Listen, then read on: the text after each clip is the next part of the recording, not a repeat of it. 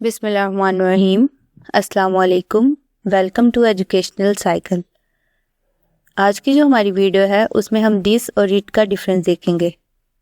अगर हम कॉमन वे में इसकी बात करें तो हम कहते हैं कि दिस और इट में कोई भी डिफरेंस नहीं है और हम इन दोनों का जो मतलब है वो यही है कि ये किसी भी चीज़ की जो प्रेजेंस होती है, मतलब हमारे पास अगर कोई चीज़ पड़ी है तो उन चीज़ों को हम जाहिर करने के लिए दिस और इट को यूज़ करते हैं। दोनों का मतलब ये है।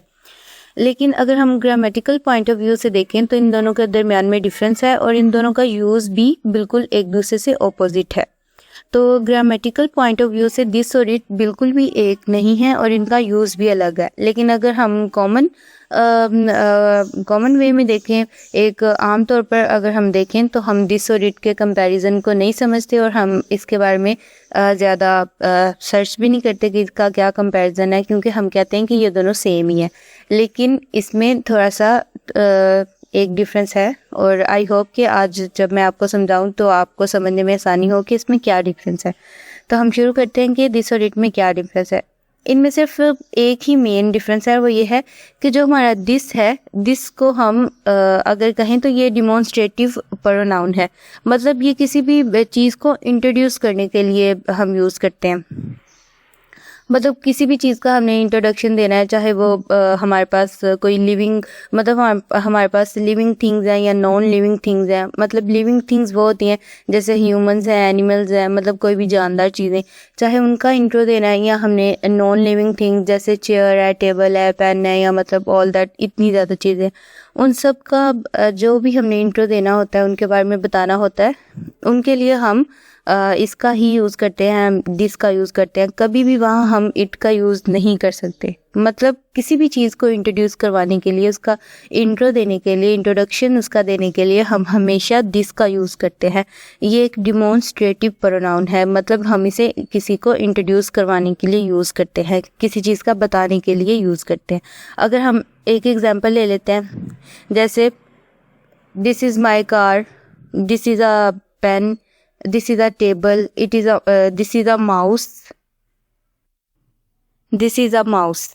जितनी भी हमारी चीज़ें, मैंने इन सब के बारे में आपको इंट्रो दिया ना कि ये एक पेन है, ये एक कार है, या ये टेबल है।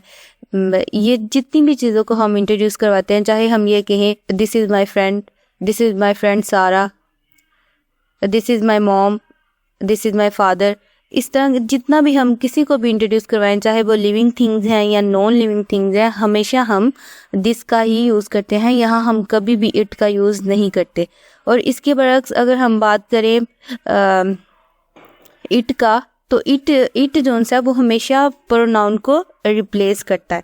ये हमारे जो प्रोनाउन होता है, जो हमारा नाउन होता है, उसे हमेशा ये रिप्लेस, तो ये जो हमारा इट है ये हमेशा हमारे नाउन को, प्रोनाउन को रिप्लेस करता है, क्योंकि ये हमारा पर्सनल प्रोनाउन है। इससे ये हमेशा हमारे नाउन या प्रोनाउन को रिप्लेस करता है और उसके मुकाबिल में हम जो लफ्ज़ लगाते हैं वो इट होता है। जैसे अगर मैं ये कहूँ कि दिस इज़ अ फ्लावर, मैं ये नहीं कहूँगी कि इट इज़ अ फ्लावर, क्योंकि मैं फ्लावर का इंट्रो दे रही हूँ, उसका इंट्रोडक्शन दे रही हूँ, आपको बता रही हूँ कि ये एक फूल है, तो मैं कहूँगी कि दिस इज़ अ फ्लावर। अब मैंने ये यूज़ कर लिया कि ये एक फूल है। अब जब मैं इसको फ्लावर को रिप्लेस करूँगी, जैसे मैं आगे अगर इसकी मैं स्पेशलिटीज़ बताऊँगी तो मैं कहूँगी it's beautiful, it's very attractive, its colour is red. ये जो सी हैं ये इसकी स्पेशलिटीज़ हैं। अब मैं दोबारा ये नहीं कहूँगी कि फ्लावर इज़ ब्यूटीफुल, या फिर ये मैं नहीं कहूँगी कि फ्लावर इज़ वेरी अट्रैक्टिव, क्योंकि मैंने एक दफ़ा बता दिया दिस इज़ अ फ्लावर, वो मैंने आपको इंट्रो दे दिया, उससे इंट्रोड्यूस करवा दिया कि ये एक फूल है।